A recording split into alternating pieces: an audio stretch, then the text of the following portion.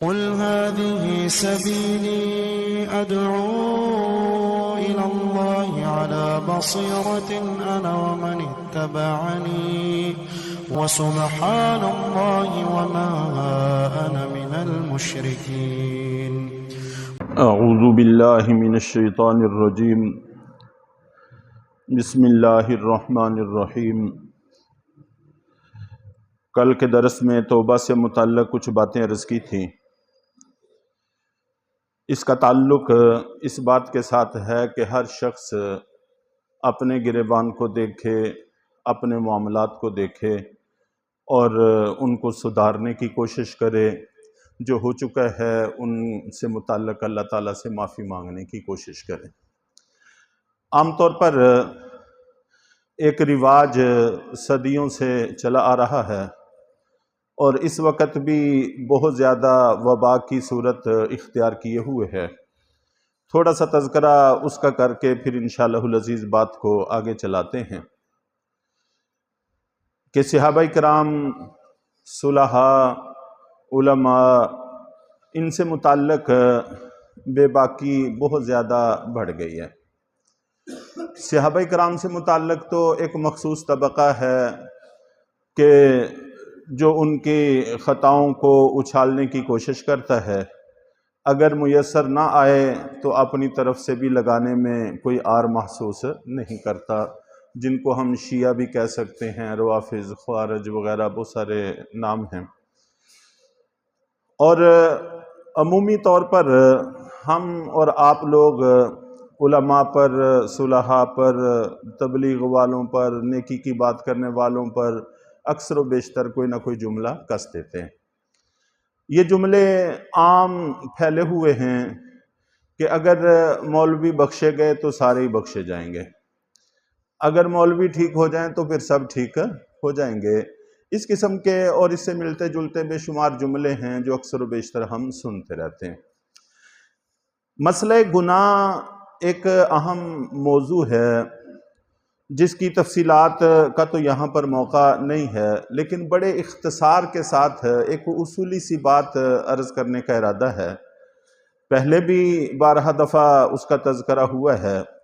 اگر ہم اس بات کو سمجھ جائیں تو تقریباً ہمارے سارے مسائل حل ہو سکتے ہیں، بلکہ آدھے فتنے بھی دنیا سے ختم ہو سکتے ہیں. وہ یہ ہے کہ انبیاء کرام معصوم ہیں، اس میں تو کوئی شک نہیں ہے، اور انبیاء کرام کے بعد کوئی بھی طبقہ معصوم نہیں ہے. ایسا نہیں ہے کہ ان سے گناہ ہو ہی نہیں سکتا. البتہ خصوصی طور پر صحابہ کرام اور عمومی طور پر عام صلحاء، دیندار، مذہبی طبقات، مذہبی لوگ، اول تو ان سے گناہ ہوتا نہیں ہے. اللہ تعالیٰ ان کی حفاظت کرتے ہیں. جن چیزوں کو ہم گناہ سمجھتے ہیں وہ حقیقت میں گناہ نہیں ہوتا، وہ ہماری نظر کا فرق ہوتا ہے. تو گناہ ان سے ہوتا نہیں، اور اگر ان سے گناہ نہیں ہوا اور پھر بھی ہم نے ان کی طرف منسوب کر دیا ہے تو یہ بہت بڑا گناہ ہے، بہت بڑی زیادتی ہے. اور اسی کو کہا گیا ہے کہ جو میرے ولی سے دشمنی لیتا ہے وہ در حقیقت مجھے اعلان جنگ دیتا ہے. اگر خدا نہ خواستہ، چونکہ معصوم تو نہیں ہیں، محفوظ ہیں، اگر خدا نہ خواستہ ان سے گناہ ہو جائے تو پھر توبہ کے بغیر ان کو چین نہیں آتا، سکون نہیں ملتا، وہ فوراً توبہ کر لیتے ہیں. اور جس وقت آدمی توبہ کر لیتا ہے تو کل میں نے حدیث عرض کی تھی کہ وہ ایسا ہی ہوتا ہے جیسا کہ اس نے گناہ کیا ہی نہیں. جب اللہ نے معاف کر دیا ہے، اللہ کے رسول نے معاف کر دیا ہے، تو ہم اور آپ کو اعتراض کا کوئی حق نہیں بچتا، ہمیں اعتراض نہیں کرنا چاہیے. فرض کریں ایک آدمی سے گناہ بھی ہو گیا ہے اور اس نے توبہ بھی نہیں کی، تو یہ نیک لوگ بہت سارے ایسے اعمال کرتے ہیں جن کا قرآن و حدیث میں تذکرہ ہے کہ ان سے کبیرہ گناہ بغیر توبہ کے ہی معاف ہو جاتے ہیں، اور وہ ایسے اعمال کرتے رہتے ہیں.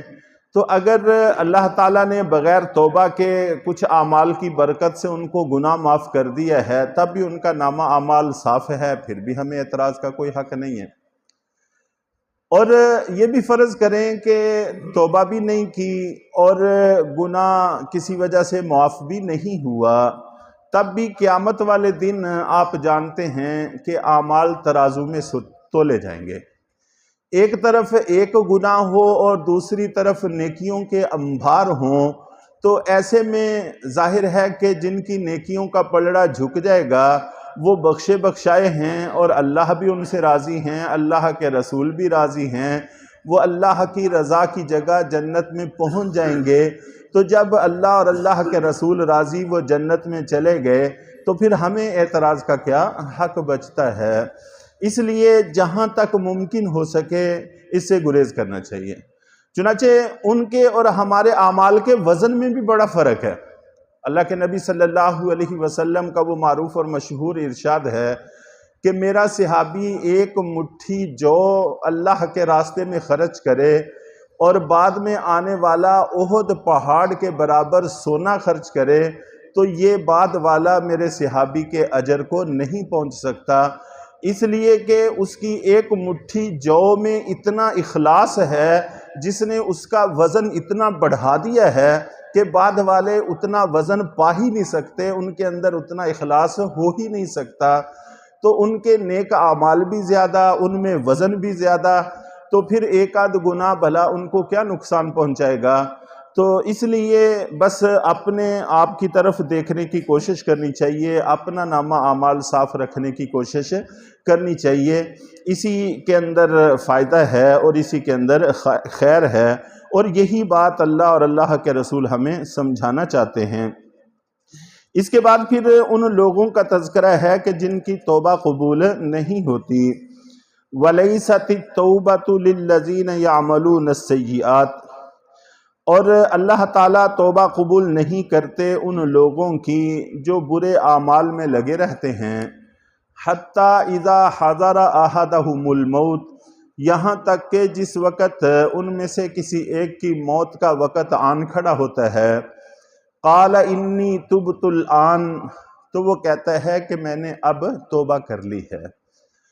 چنانچہ فرعون کے بارے میں بھی قرآن پاک میں تفصیل سے قصہ منقول ہے کہ جس وقت پانی کے اندر اللہ تعالیٰ اس کو ڈبو رہے تھے، اس وقت اس نے بھی یہ بات کہہ دی تھی کہ میں اسی رب پر ایمان لاتا ہوں جس پر بنی اسرائیل ایمان لائے ہیں۔ تو اس کو یہی کہا گیا تھا کہ اب ایمان لاتے ہو، اب ایمان لانے کا وقت گزر چکا ہے۔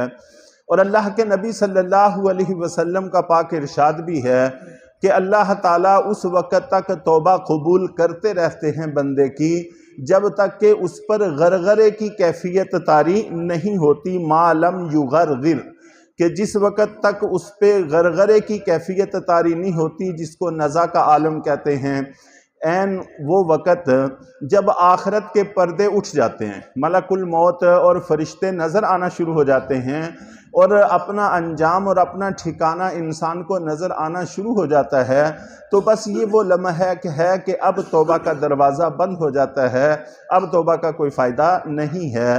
بس یہ کیفیت طاری ہونے سے پہلے توبہ اللہ قبول کرتے ہیں۔ اس لیے توبہ کے عمل کو کبھی بھی ٹلانے کی کوشش نہیں کرنی چاہیے، جیسے ہی اللہ دل میں ڈالے اسی لمحے سر کو تھوڑی دیر کے لیے جھکا کر اللہ سے معافی مانگ لینی چاہیے، جس کے لیے قبلہ رو ہونے کی بھی ضرورت نہیں، ہاتھ اٹھانے کی بھی ضرورت نہیں، اور بھی کسی چیز کی ضرورت نہیں ہے۔ بس اپنے دل کی کیفیت کو ظاہر کرنا ہے، دل ہی دل میں اللہ تعالیٰ کے سامنے عزم ظاہر کرنا ہے۔ تو اب ایمان لایا، وَلَلَّذِينَ يَمُوتُونَ وَهُمْ كُفَّارٌ، اور نہ ہی ان لوگوں کی توبہ قبول ہوتی ہے جو کفر کی حالت میں مر جاتے ہیں۔ جب آدمی کفر کی حالت میں مر گیا، اب توبہ کے سارے دروازے بند ہیں، اب معافی کی کوئی سبیل باقی نہیں رہتی۔ تو یہ بھی ایک بہت بڑا مسئلہ ہے۔ ہمارے بہت سارے لوگ پروپیگنڈے سے متاثر ہوتے ہیں اور یورپ والوں اور امریکہ والوں کے بارے میں یہ بات کہتے ہیں کہ وہ انصاف پسند لوگ ہیں، وہ اچھے لوگ ہیں، ان کے اندر یہ خوبیاں ہیں کہ ہم جیسے مسلمان بخشے جائیں گے اور وہ نہیں بخشے جائیں گے۔ یہ نیٹ پر اس قسم کی گفتگو اور اس قسم کا پروپیگنڈا بہت زیادہ معروف اور مشہور ہے۔ یہ سارا کا سارا میڈیا کا اثر ہے۔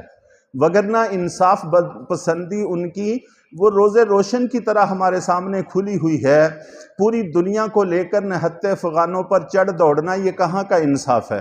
اور وہاں کی عام آبادی پر اس طرح کے بمب برسانا یہ کہاں کا انصاف ہے؟ اور اس وقت غزہ کی پٹی پر یہ سارے مل کر جو کچھ حشر کر رہے ہیں یہ کہاں کی انصاف پسندی ہے؟ یہ ظلم و ستم نہیں ہے؟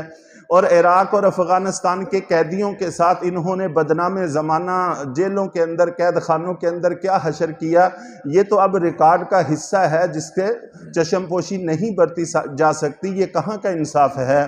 اگر ہمارے کسی مسلمان سے جرم ہو جیسے ڈاکٹر عافیہ صدیقی یا دیگر، تو ان کے ساتھ یہ کیا حشر کرتے ہیں، اور اگر ان کا ہمارے مسلمان ممالک میں کوئی جرم کرے تو کیسے اس کو بچا کے لے جاتے ہیں؟ یہ کہاں کی انصاف پسندی ہے؟ تو ہم لوگ پراپیگنڈے کا حصہ بن جاتے ہیں اور وہی جملے کہنا شروع کر دیتے ہیں جو ہم سنتے ہیں۔ اس لیے جتنا ظلم و ستم ان کی طرف سے ہو رہا ہے اس کا مسلمان تصور بھی نہیں کر سکتے۔ اولئک اعتدنا لہم عذابا علیما، یہ وہ لوگ ہیں کہ جن کے لیے ہم نے دکھ دینے والا عذاب تیار کیا ہوا ہے۔ اللہ تعالی ہم سب کو اپنے نامہ اعمال درست کرنے کی توفیق عطا فرمائے اور توبہ کی توفیق عطا فرمائے۔